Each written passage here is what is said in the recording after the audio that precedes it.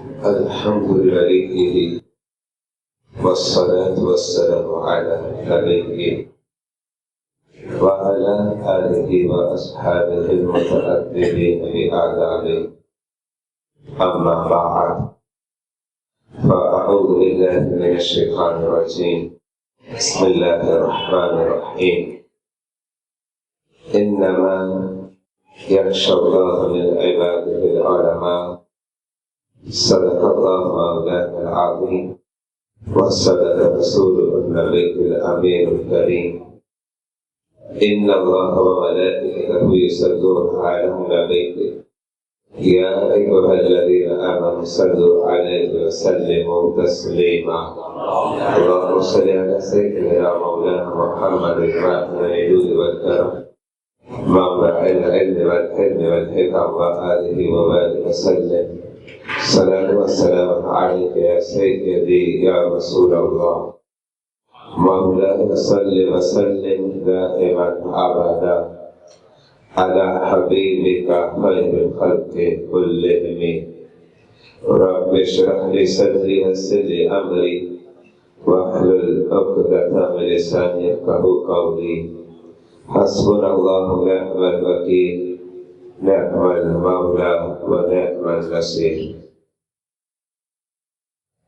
Stage پر جلوہ گر مرکز العلوم الاسلامیہ کے اساتذہ کرام اور بالخصوص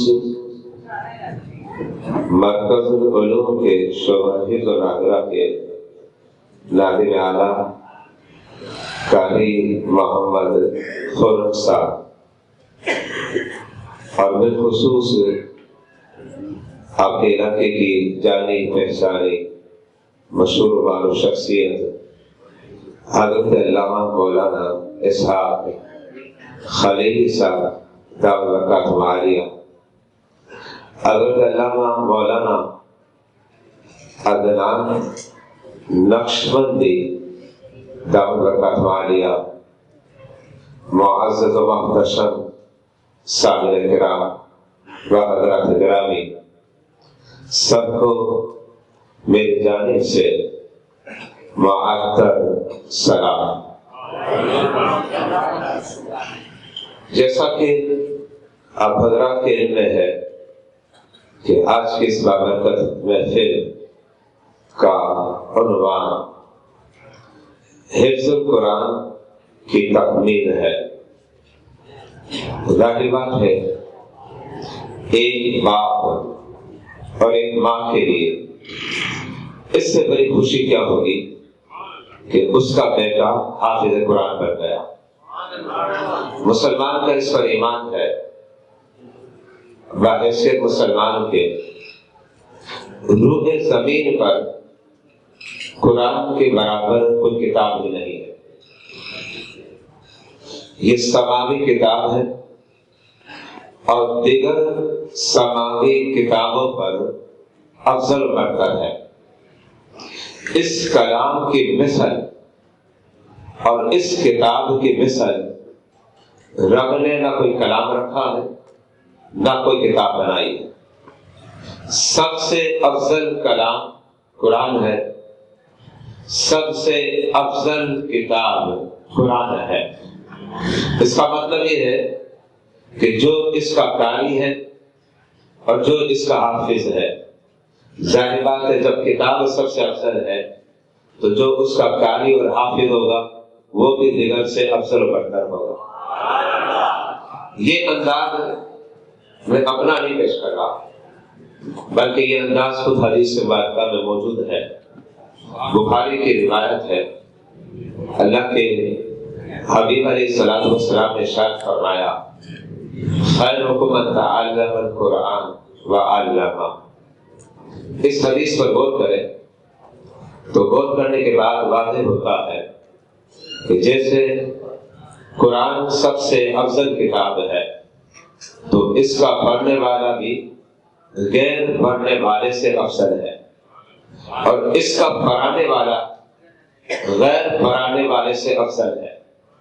کیا یہ بات نہیں واضح ہو گئی جو ہمارے علامہ اسحاق خلیلی صاحب ارشاد فرما رہے تھے کہ ہم عصری علوم پر توجہ دیتے ہیں، بالکل دیں، اس سے کوئی انکار نہیں کرتا، وقت کا تقاضا ہے، دور کا تقاضا ہے، لیکن ایک بات ذہن میں رکھیے گا، جب کوئی انگلش پڑھتا ہے، میتھ پڑھتا ہے، بایولوجی پڑھتا ہے، سائنس پڑھتا ہے یا دیگر عصری علوم اور فنون پڑھتا ہے، تو اس کا پڑھنے والا اور قرآن کا پڑھنے والا دونوں کو آمنے سامنے بٹھائے اور میرے آقا سے پوچھے دونوں میں افضل کون ہے؟ تو میرے آقا نے فرمایا خیرکم من تعلم القرآن، جو قرآن پڑھتا ہے۔ ٹھیک ہے، اچھا پھر اب آگے بڑھیں۔ اب جو انگلش کا ٹیچر ہے، میتھمیٹکس کا ٹیچر ہے، بایولوجی پڑھاتا ہے، کیمسٹری پڑھاتا ہے، اچھا LLB کا کورس پڑھا رہا ہے، ماسٹرز کی ڈگریاں بانٹ رہا ہے، بڑی بڑی جدید ٹیکنالوجی کے حوالے سے انفارمیشن دیتا ہے، لیکن یاد رکھیے گا وہ ٹیچر ہے، استاد ہے۔ اسلام یہ نہیں کہتا کہ اس کی بے ادبی کی جائے، بلکہ اسلام یہ سکھلاتا ہے استاد ہے ادب کرو، استاد ہے ادب کرو۔ لیکن میں یہ سوال کرنا چاہتا ہوں، وہ استاد اپنی جگہ پر ہے، قابل ادب بھی ہے، قابل احترام بھی ہے، لیکن اس کے مقابلے میں ایک ایسا شخص جو چٹائی پر بیٹھ کر نادرہ قرآن پڑھا رہا، جو چٹائی پر بیٹھ کر حفظ قرآن کی تعلیم سے نواز رہا ہے، میرے آقا سے پوچھ لیجئے کہ دونوں میں افضل کون ہے؟ میرے آقا نے فرمایا خیرکم من تعلم القرآن وعلم، دونوں میں افضل وہ ہے جو قرآن پڑھا، جو قرآن پڑھا۔ تو یہ ہمارا ایمان ہے، نبی نے جو ارشاد فرمایا ہم اس پر ایمان اور اقرار رکھتے ہیں۔ الحمدللہ ہم مسلمان ہیں، اور ایسے ایمان ہے کہ ہم پیٹ پھیرنے والوں میں نہیں ہیں، ہم ڈرتے نہیں ہیں، ہماری تاریخ اتنی بہترین ہے کہ ہمارے حوصلے اتنے بلند ہیں کہ کوئی اگر نبی کی ذرہ برابر بھی گستاخی کرتا ہے تو ہم کہتے ہیں اس کے سر کو تن سے جدا کر دیں گے۔ یہ ہماری بدھی میں ہماری ماؤں نے پلایا ہے، الحمدللہ۔ تو ہم قرآن کے خادم ہیں، دین اسلام کے خادم ہیں، اور بارگاہ رسالت کے سچے غلام ہیں، الحمدللہ۔ تو یاد رکھیے گا ہم قرآن بھی سکھلاتے ہیں، حدیث بھی سکھلاتے ہیں، اور قرآن اور حدیث کے مفاہیم اور معنی بھی سکھاتے ہیں، اور ساتھ بھی بتاتے ہیں اس حوالے سے کوئی سودے بازی نہیں ہوگی، اس حوالے سے کوئی سودے بازی نہیں ہوگی۔ اور یہ سارا نظام رب نے، جو کہ نبوت کا سلسلہ ختم ہو گیا، میرے آقا نے فرمایا انا خاتم النبی لا نبی بعدی، میں آخری نبی ہوں، میرے بعد کوئی نبی نہیں۔ آپ نے واضح فرما دیا۔ اس کا مطلب یہ ہے اب نبوت کا سلسلہ ختم ہو گیا، اب جو دین نبی لے کر آئے ہیں اس دین کو پروان چڑھانے والے، اور اس دین کو تازگی بخشنے والے، اور اس دین کو عروج بخشنے والے میرے مصطفیٰ کے دین کے علماء، دین کے علماء ہیں۔ اسی نے فرمایا العلماء ورثۃ الانبیاء، یہ علماء معمولی شخصیت نہیں ہے، یہ کمتر شخصیت نہیں ہے، بلکہ اللہ کے حبیب نے اس بات کو واضح کر دیا کہ علماء انبیاء کے وارث ہیں۔ اب ظاہر بات ہے انبیاء سب سے افضل ہے، تو پھر جو انبیاء کے وارث ہوتے ہیں وہ دیگر خلقت میں سب سے افضل ہوا کرتے ہیں، ان کا مقام اور رتبہ دیگر سے افضل و برتر ہوا کرتا ہے۔ تو الحمدللہ آج ہمارے مدارس کے اندر خواہ مرکز العلوم ہو، ظاہر بات ہے یہ بچہ مرکز العلوم سے پڑھا ہے، لیکن دیگر جتنے بھی مدارس ہیں، مدارس اہل سنت، الحمدللہ ہم بارود کا درس نہیں دیتے، ہمارے یہاں درس دیا جاتا ہے، کہتے ہیں بارود کو مٹا دو، دفنا دو، اور بات کرو امن و برود کی، بات کرو محبت کی۔ لیکن یاد رکھیے گا اسلام نے سکھلایا کہ جب مسلمان سے ملتا ہے، تو پیکر عاجز بن جاتا ہے، مجسم عاجز بن جاتا ہے۔ لیکن جب کوئی اسلام کے خلاف بات کرے گا تو پھر یہ مسلمان آگ بن جاتا ہے۔ یہ بات ذہن رکھے گا، جہاں اسلام کے ماننے والوں کو کہا یہ مہک کے پھول ہے، یہ گلاب کے پھول ہیں، ان کے چہرے کو دیکھو تو دین یاد آ جاتا ہے، ان کی اداؤں کو دیکھو تو ادائے مصطفیٰ یاد آ جاتی ہے، ان کے اٹھنے بیٹھنے کو دیکھو تو پھر لگتا ہے امن کا مرکز اور محور یہی ضوابط ہے۔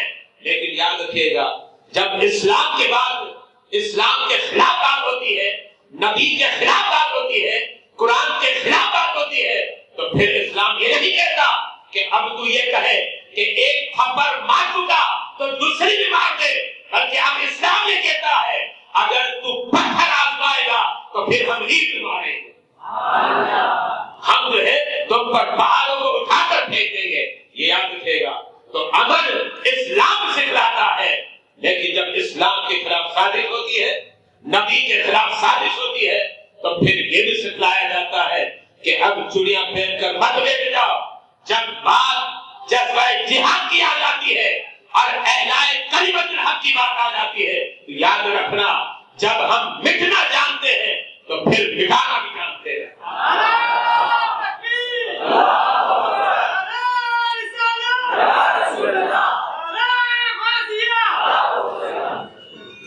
الحمدللہ ہمارے جتنے مدارس ہیں سارے مدارس اہل سنت، اور مدارس اہل سنت کی پہچان، کیونکہ اب آپ کو پتا ہے پاکولا کی بوتل ہونا، تو پاکولا کی بوتل میں اگر کوئی پیشاب بھر دے یا شراب بھر دے تو پاکولا کی بوتل نہیں بنتی۔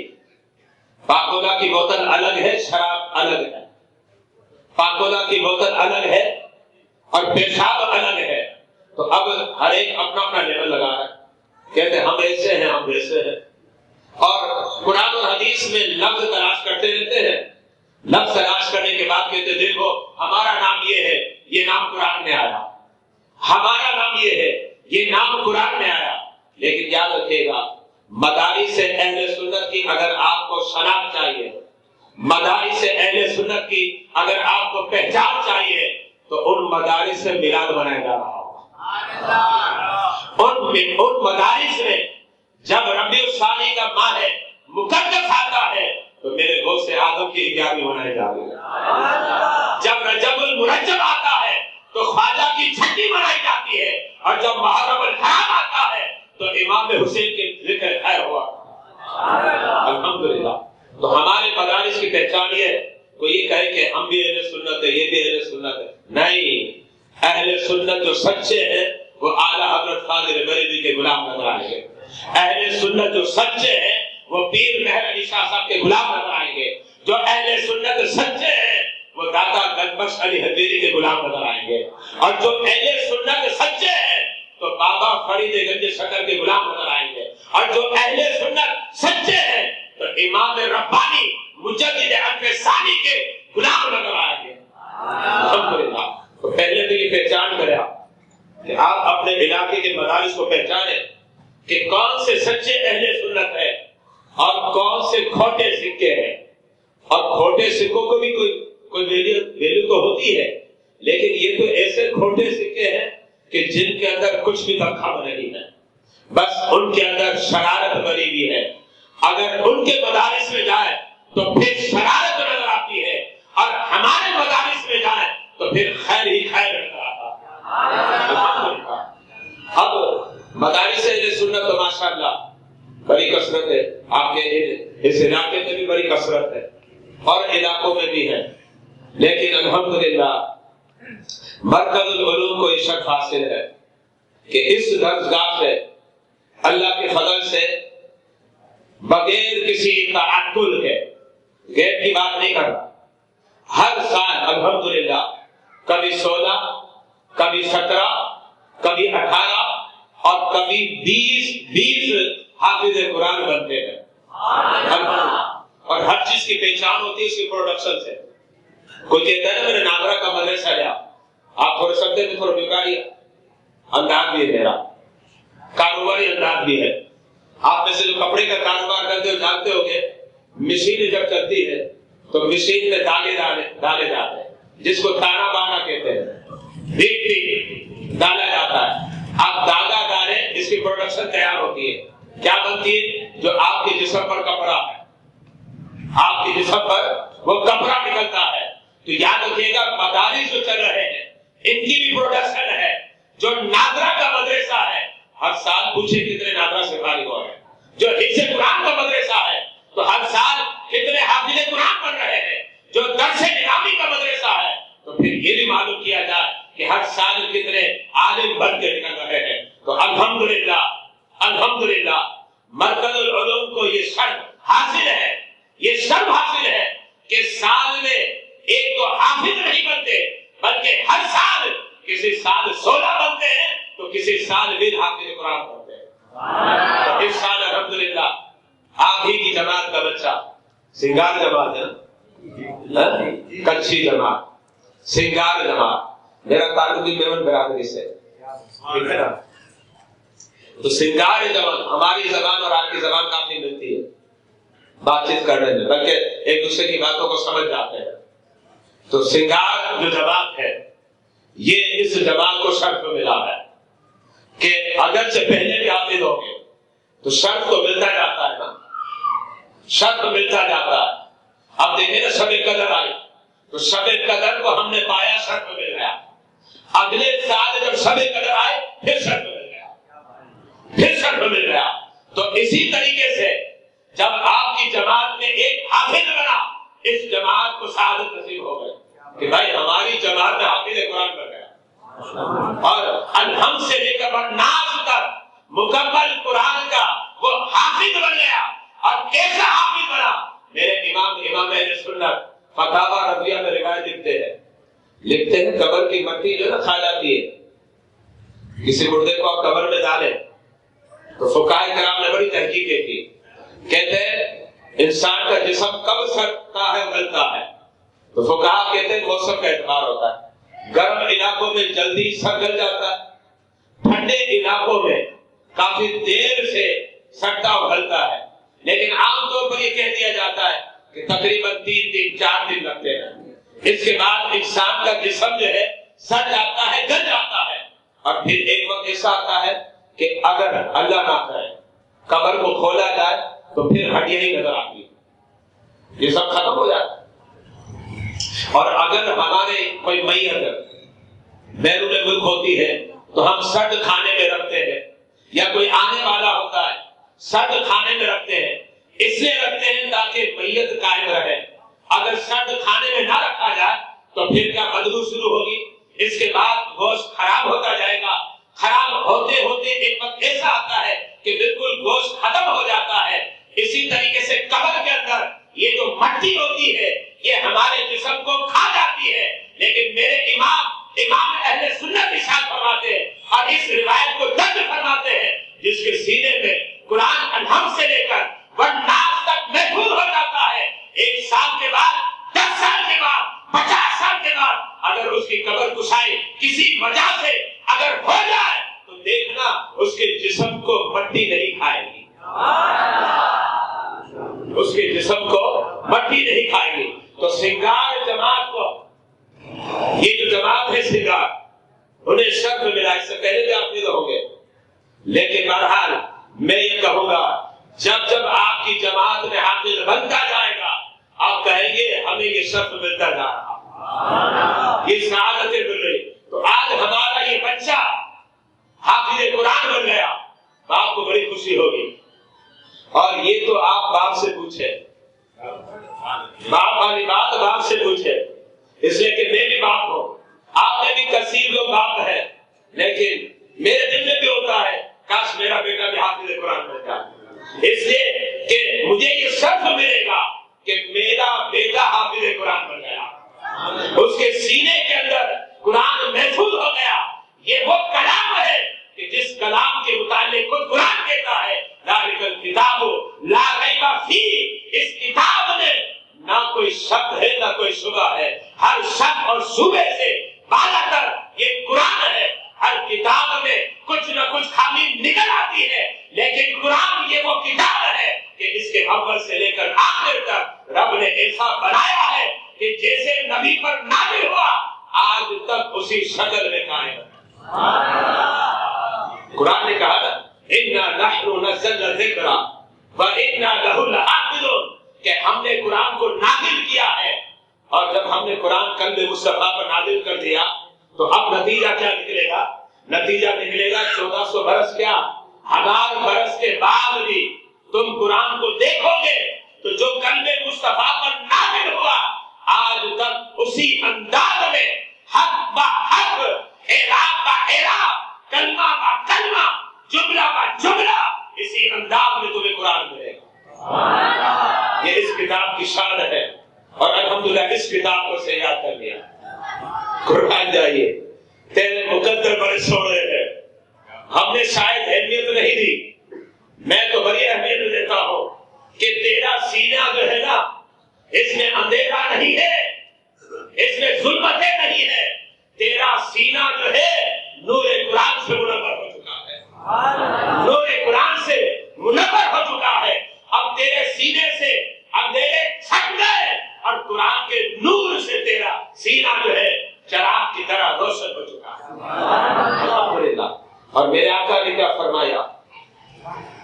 حدیث مبارکہ سنیے، میرے آقا نے فرمایا، حافظ قرآن کی شان سنیے، فرمایا حافظ قرآن 10 افراد کی شفاعت کرے گا، 10 افراد، 10%۔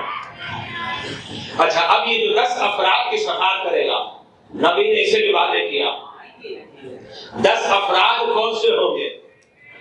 یہ وہ ہوں گے کہ خدا کی بارگاہ میں معصیت کی بنا پر ان پر جہنم کو واجب قرار دے دیا۔ کفر اور شرک سے دامن پاک ہے، اس کی بات نہیں کر رہا، لیکن معصیت اور گناہوں کی بنا پر اب اتنے گناہ ہو گئے کہ رب نے جہنم کو واجب قرار دے دیا، لیکن حافظ قرآن کی شان ہے، وہ سفارش کرے گا، وہ شفاعت کرے گا، اور میرے آقا نے فرمایا گھر کے 10 افراد کو منتخب کرے گا، تو بھی آ جا، تو بھی آ جا، تو بھی آ جا۔ کتنے ہو گئے؟ رب نے کتنے ہو گئے؟ 10 ہو گئے۔ جب 10 افراد منتخب ہو جائیں گے، رب اس حافظ قرآن کو کہے گا یہ 10 بھی تیرے ساتھ جنت میں جائیں گے۔ قابل توجہ بات یہ ہے، قابل توجہ بات۔ وہ 10 افراد کون سے ہوں گے؟ جن پر جہنم کو واجب قرار دے دیا، اور جن پر پہلے سے جہنم واجب ہی نہیں تھی، پہلے سے جنتی تھی، ان کی بات نہیں ہو رہی، یہ بات رکھے گا۔ جو پہلے سے جنتی ہے ان کا تذکرہ نہیں ہو رہا، تذکرہ اس کا ہو رہا ہے کہ جن پر جہنم کو واجب قرار دے دیا، اب استحقاق ثابت ہو گیا لیکن جہنم کا، لیکن رب یہ کہے گا تو میری کتاب کا حافظ بن گیا، ایک نہیں 10 کو اپنے ساتھ جنت میں لے گا۔ اب مجھے بتائیں بچہ سب سے پہلے کس کی طرف اشارہ کرے گا؟ ماں اور باپ۔ تو قربان جائیے ان کے ابو کی شان پر۔ سب سے پہلے تو ظاہری بات ہے رشتے داروں میں سب سے زیادہ محبت کس سے ہوتی ہے؟ اول تو ماں اور باپ ہوتے ہیں نا، پھر ماموں سے محبت ہوگی، پھر چچو سے ہوگی، پھر خالہ سے ہوگی، وغیرہ وغیرہ۔ لیکن سب سے پہلے جب محبت کا مرکب اور محور بنا اور اس کی بنا پر دیگر رشتے قائم ہوتے ہیں، وہ باپ اور ماں ہوا کرتی ہے۔ تو جب وہ اپنے گھر کے 10 افراد کی سفارش اور شفاعت کرے گا تو سب سے پہلے باپ کی شفاعت ہوگی اور ماں کی شفاعت ہوگی، اور ماں اور باپ اس کی قیادت کر رہے ہوں گے۔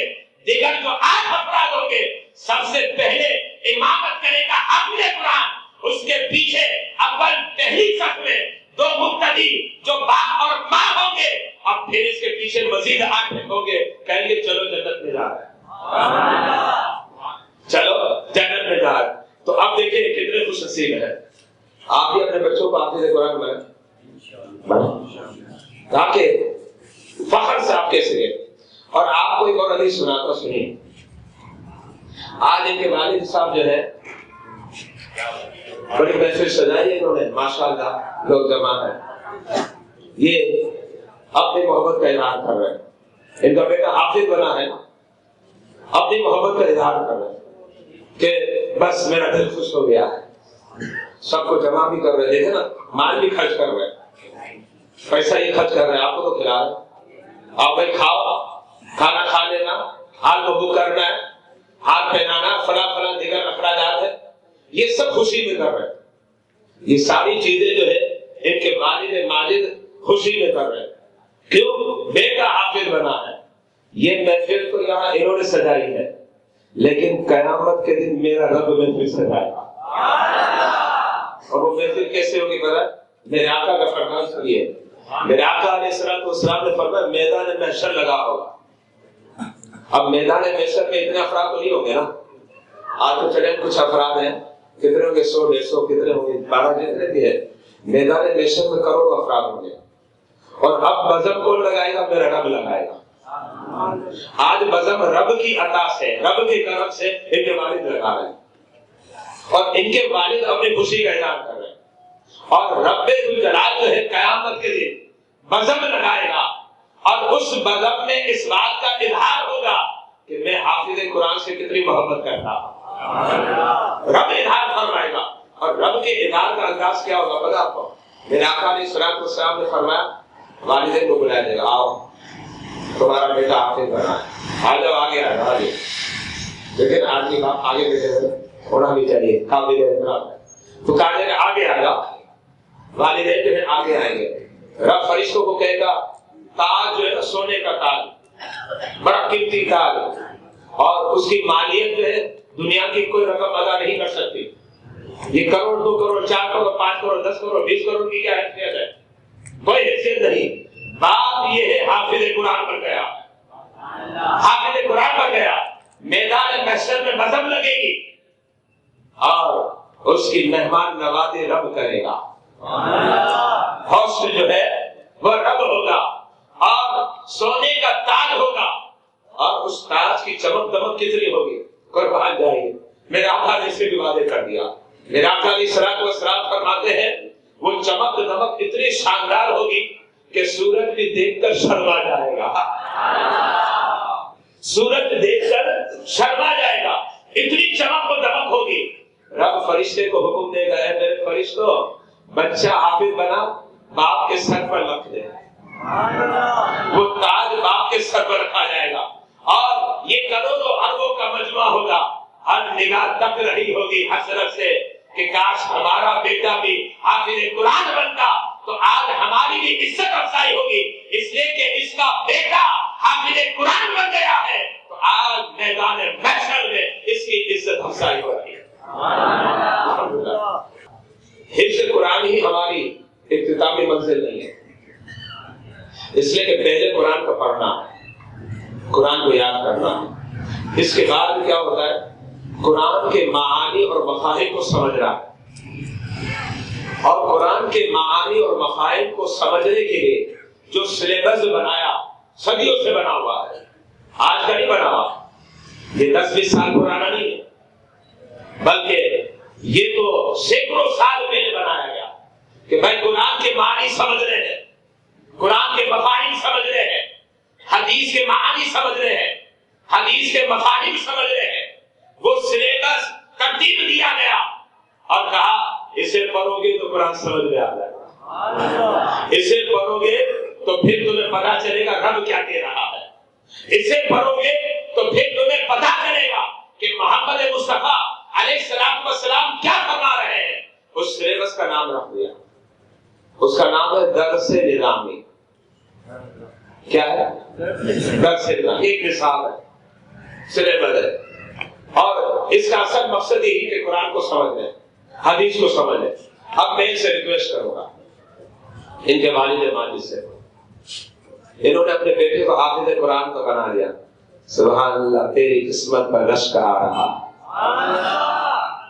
جنت لے لی، جنت کو خرید لیا، لیکن اب جنت میں بڑے بڑے محل بھی تو چاہیے نا، جنت تو مل گئی، اب جنت میں بڑے بڑے شہر، یہ شہر بھی میرا، یہ بنگلہ بھی میرا، یہ کوٹھی بھی میری، یہ گاڑی بھی میری، یہ حور و غلمان بھی میرے، تو پھر اگر یہ چاہیے تو پھر اپنے بیٹے کو اب عالم دین بنائیں، اب عالم دین، جس کو درس نظامی کہا جاتا ہے، درس نظامی پڑھا ہے، جب درس نظامی پڑھ لے گا تو باپ کا سر اتنا بلند ہوگا، فخر سے سینہ چورا ہو جائے گا، پہلے تو مجھے ناز تھا میرا بیٹا حافظ قرآن بن گیا، اب مجھے ناز ہے میرا بیٹا عالم قرآن بن گیا۔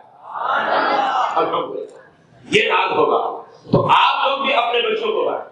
مرکز علوم ادارہ یہ دور نہیں ہے، الحمدللہ درس نظامی کی تعلیم سے میں خود بھی کتابیں پڑھاتا ہوں، تو مرکز علوم میں آپ اپنے بچے کو بھیجیں، یا یہاں کوئی قریب میں سنی کوئی بھی مدرسہ آپ وہاں بھیجیں اور اپنے بچے کو عالم دین بنائیں، اس لیے کہ جب عالم دین بن جائے گا تو پھر ہم کہیں گے اب میرا بیٹا خالی قرآن نہیں پڑھتا بلکہ اب میرا بیٹا قرآن سمجھتا۔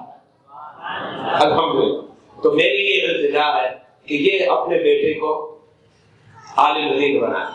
یہاں میں ایک روایت پیش کرتا ہوں، قابل توجہ ہے، ترمذی شریف کی روایت ہے۔ حضرت سیدنا قیس بن کثیر، ان کا شمار تابعی سے ہوتا ہے، آپ فرماتے ہیں میں صحابی رسول کے ساتھ دمشق کی جامع مسجد میں تھا۔ دمشق کی جامع مسجد جو مسجد اموی کہلاتی ہے، میں وہاں گیا ہوں، بہت بڑی مسجد ہے، دمشق کی مرکزی مسجد ہے، اموی مسجد۔ اس مسجد میں بیٹھا ہوا تھا جو پورے شہر کی مرکزی مسجد کہلاتی ہے، اور جو بیان کرتے وہ تابعی ہے۔ فرماتے میں صحابی کے ساتھ تھا، حضرت سیدنا ابو درداء کے ساتھ، اور اس سے بیٹھا تھا تاکہ دین کو سیکھو، دین کو سمجھو۔ کہا اچانک میں ایک شخص آ گیا، پوچھتا ہے آپ حضرت سیدنا ابو درداء ہیں؟ حضرت سیدنا ابو درداء نے فرمایا ہاں میں حضرت ابو درداء ہوں، نبی کا صحابی۔ کون ہو؟ نبی کا صحابی ہونا بہت بڑا مقام ہے، چھوٹی موٹی بات نہیں ہے۔ ایک آدمی جو ہے نا کروڑوں خربوں نفل پڑھ گئے، کتنے؟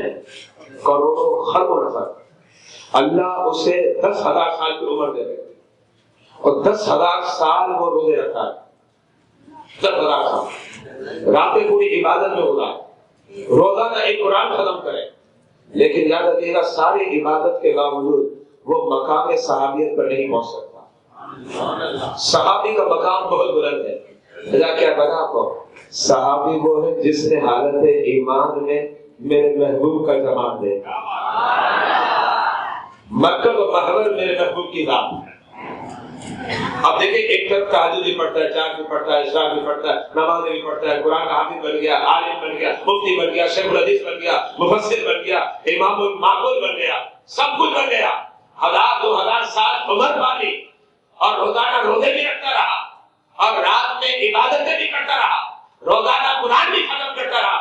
قسم خدا کی وہ صحابی جس نے حالت ایمان میں میرے محبوب کا جمال دیکھ لیا، ابھی تک نہ نمازیں پڑھی نہ روزے رکھے، اور اس کا حالت ایمان میں وصال ہو گیا، اس کا مقام اس دوسرے شخص سے بلند ہے۔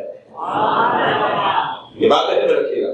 تو اب اس صحابی کی صحبت میں بیٹھے تھے، حضرت سیدنا ابو درداء کی صحبت میں بیٹھے ہوئے، اور ایک حدیث بھی سنا دیتا ہوں، ترمذی شریف کی حدیث ہے۔ میرے آقا نے فرمایا توبہ لمن من رآنی، جنت کی بشارت ہے اس کے لیے جس نے میرے جمال کو دیکھ لیا۔ صحابی وہ ہوتا ہے۔ تو حضرت سیدنا ابو درداء جو ہے دمشق کی جامع مسجد میں بیٹھے ہوئے، اور وہاں تابعی حضرت سیدنا قیس بن کثیر بھی جلوہ گر تھے۔ ایک شخص آ گیا، پوچھتا ہے آپ حضرت ابو درداء ہیں؟ کہا میں حضرت ابو درداء نبی کا صحابی۔ اس شخص نے کہا میں آپ سے صرف ایک حدیث سننے آیا۔ قابل توجہ بات، کتنی حدیث؟ اب دیکھو میں تو کتنی حدیث بیان کر چکا ہوں ابھی تک، اور وہ آیا صرف ایک حدیث سننے کے لیے۔ کب میں ایک حدیث سننے آیا، حضرت ابو درداء پوچھتے کہاں سے آئے ہو؟ اس شہر کے تو نہیں رہتے، دمشق میں تو میں نے نہیں دیکھا آپ کو، اور یہاں جو رہتے ہیں میں ان سے واقف ہوں۔ وہ شخص کہتا ہے میں یہاں کا رہنے والا نہیں ہوں۔ کہاں کے رہنے والے؟ کب میں مدینہ طیبہ کا رہنے والا۔ اب دیکھیں مدینہ تو رسول کا رہنے والا، مدینہ کا رہنے والا، حدیث سننے کہاں آیا؟ دمشق آیا، دمشق حدیث سننے آیا۔ تو حضرت ابو درداء اس کے چہرے کو تک رہے، واقعی صرف ایک حدیث سننے آئے؟ پوچھا کوئی اور کام کے لیے تو نہیں آئے؟ کہا نہیں، اور کوئی کام کے لیے؟ اچھا لگتا ہے کوئی کاروبار کے لیے آئے ہوں گے، کوئی بزنس ہوگا، کوئی تجارت ہوگی۔ تو وہ شخص کیا کہتا ہے؟ کہتا ما جئت الا فی طلب ھذا الحدیث، کہتا میں کسی اور کام کے لیے نہیں آیا، صرف آپ کی بارگاہ میں صرف اور صرف حدیث سننے آیا۔ اب مجھے بتائیں کہاں مدینہ طیبہ، کہاں دمشق، کتنا سفر پتا آپ کو؟ ابھی میں خالد السلام، اس سفر تو بہت چھوٹا ہے، اگر آپ اس علاقے کے ہیں تو یہ سفر تو آپ کے لیے اور بھی چھوٹا ہے۔ وہ مدینہ طیبہ سے دمشق آئے، یہ تقریباً 1303 کلومیٹر کا سفر ہے۔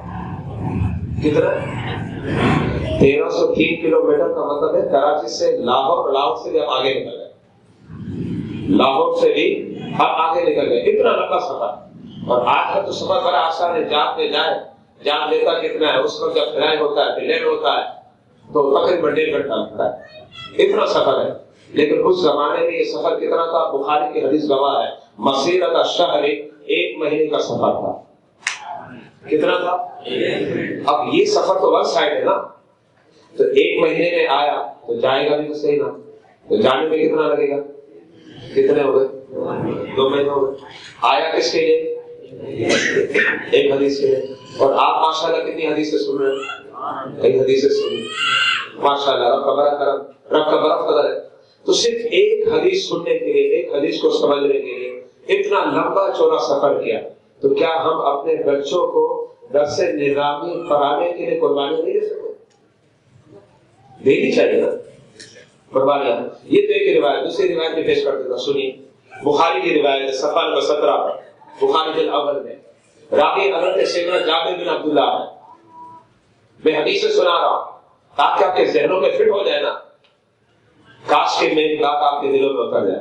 ایسا معاملہ نہ ہو کسی نے کسی کو پوچھا مسخرے کو، یہ بتاؤ یہ 2 کان کیوں ہے؟ مسخرہ تو مسخرے پر کی باتیں کرتا ہے نا، جب کہ ایسا ہے نہیں۔ کا 2 کان اس لیے دیے، ایک کان سے سنو، دوسرے کان سے نکالو، نہیں، یہ غلط بات ہے، میں اس کی مخالفت کرتا ہوں۔ لیکن بات مسخروں کی تھی، مداحیہ جو لوگ تھے ان کی تھی، میں 2 کان میرے، ایک کان سے سنو، دوسرے کان سے نکال دو۔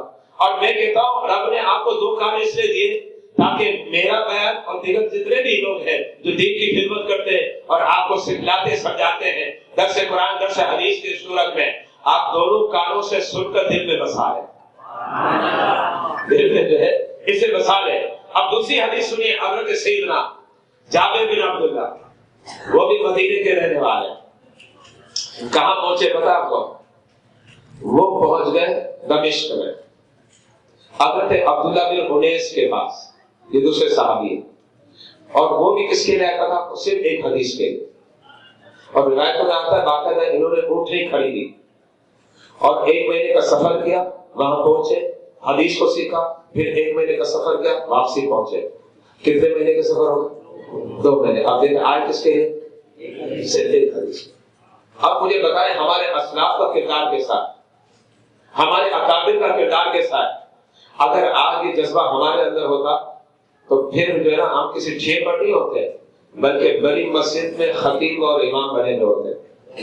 اور ہمارے اندر اگر یہ جذبہ ہوتا تو آج جو ہے ہمارا حال برا نہیں ہوتا۔ آج ہمارا حال برا ہے نا، ہمیں ہر کوئی مارتا ہے، اس لیے کہ ہمارے پاس علم ہی نہیں ہے، کیونکہ علم جو ہے یہ سب سے بہترین اسلحہ، علم سب سے بہترین اسلحہ، علم سب سے بہترین ہتھیار ہے۔ اگر علم ہے تو آپ بڑے بڑوں کو زیر کر سکتے ہو، مسمار کر سکتے ہو اور انہیں سلا سکتے ہو، لیکن اگر علم نہیں ہے تو پھر کیا ہوگا پتا ہے؟ اندھوں میں تو کانوں بھی راجا ہوتا ہے، اندھوں میں کانوں بھی راجا ہوتا ہے۔ تو پھر تو کوئی آپ کے سامنے ایک حدیث بیان کرے گا تو اس جیسا تو کوئی عالم ہی نہیں تھا، اس جیسا تو کوئی عالم بھی نہیں تھا۔ لیکن یاد رکھیے گا جب علم ہوگا تو پھر پرکھنے اور سمجھنے کی صلاحیت ہوگی، استعداد ہوگی، اور پھر آپ کو پتا چلے گا کہ کون اہل علم ہے، کون اہل علم نہیں ہے، کون قرآن کے معنی سمجھتا ہے، کون قرآن کے मानी नहीं समझता। और जब आपको पता चलेगा ये इल्म का समंदर है, कसम खुदा की, सर को झुकाना तो सजदा है, जायज नहीं है, लेकिन दिल को तो झुका सकते हैं, दिल को तो झुका सकते हैं। तो दिल को झुका देंगे और अपने दिलों को फश बना देंगे, इसलिए कि आप कहेंगे ये कुरान और हदीस का आलिम है और कुरान और हदीस को जानने वाला है। इल्म और तकवा परहेजगारी उसकी चादर है, इल्म और तकवा परहेजगारी उसका उठना और बैठना है, इल्म और तकवा परहेजगारी इसका बिछौना है। तो फिर आप क्या कहेंगे? तेरी हर अदा को सलाम पेश करता, तेरी हर अदा को सलाम पेश करता। लेकिन याद रखिएगा, आलिम के सर पर सिंह थोड़ी लगे होते। एक वक्त था, हमने भी नहीं पढ़ा था, हम भी आपकी तरह घूमते फिरते थे। एक वक्त रब ने करम कर दिया, ये रब का करम है, रब का फजल है, अल्लाह तकब्बुर से बचाए, ये रब का करम है। तो कोई सिंह नहीं लगे होते, कोई सुरखाब के नहीं, आलिम तो वही बन सकता है, हर मुसलमान आलिम बन सकता है। हाँ, ये मुझे जरूर पता है कि सब आलिम नहीं होंगे, इसलिए कि सारे ही आलिम बन जाएंगे तो फिर आवाम कहाँ होगी। लेकिन हर कोई कोशिश तो करे, इनको हासिल करे। जब इल्म हासिल करेगा तो याद रखिएगा, इल्म हासिल करने वाले की ये शान है कि आसमान के फरिश्ते भी दुआ करते हैं, जमीन पर इंसान भी दुआ करते हैं, और जमीन पर रहने वाले जानवर भी दुआ करते हैं। यहाँ तक कि मेरे आका ने फरमा दिया, समंदर में जो मछलियां हैं वो भी दुआ मगफिरत करती है। लेकिन आप बनाए अपने बच्चे को आलिम, बनाए अपने बच्चे को आलिम। ये सिंगार जमात जो है, हमारी जमात, हमारे भाइयों की जमात, मैं उनसे इल्तिमास करता हूँ, आप अपने बच्चों को पढ़ाएं, दीन सिखलाएं, दीन सिखलाएं, ताकि आपके बच्चों के दिलों में कुरान का नूर होगा। जब कुरान का नूर होगा, आपको पता है आजकल की औलाद क्या करती है? एक फेंक लेती है, गालियां बकती है, लेकिन जब मजहबी जहन बन जाता है तो फिर औलाद का अंदाज क्या होता है? बाप के खड़े होने से पहले ही अदबत खड़े हो जाती है। ये कौन सिखला रहा है? इस्लाम सिखला रहा है। अच्छा, बाप चल रहा है तो आगे नहीं चलता, कहीं पीछे ना हो जाए। ये कौन सिखला रहा है? ये इस्लाम सिखला रहा है। अगर आज हम अपने बच्चों को अच्छी तालीम देंगे तो वो हमारा भी अदब करेंगे और दीगर अफराद का भी अदब करेंगे। अल्हम्दुलिल्लाह, यही सबक, यही दर्स हमारे कारी साहब, कारी मोहम्मद खुरम साहब, ये दीगर असातिज़ा इकराम मौजूद है और हिफत पढ़ा रहे हैं, हमारे कारी साहब ये सारे बैठे हैं, माशाअल्लाह ये सिखला रहे हैं, समझा रहे हैं, और ये समझे कि बच्चों के दिलों में नूर को उड़ेल रहे हैं। और ये एक मदरसा नहीं है, ये नहीं कहता खाली मतलूब मदरसा, जितने भी सुन्नियों के मदारिस, जितने भी हमारे, अल्हम्दुलिल्लाह वहाँ का हर उस्ताद, वहाँ का हर मुदर्रिस, हर टीचर बच्चों के दिलों में नूर को उड़ेल रहा है।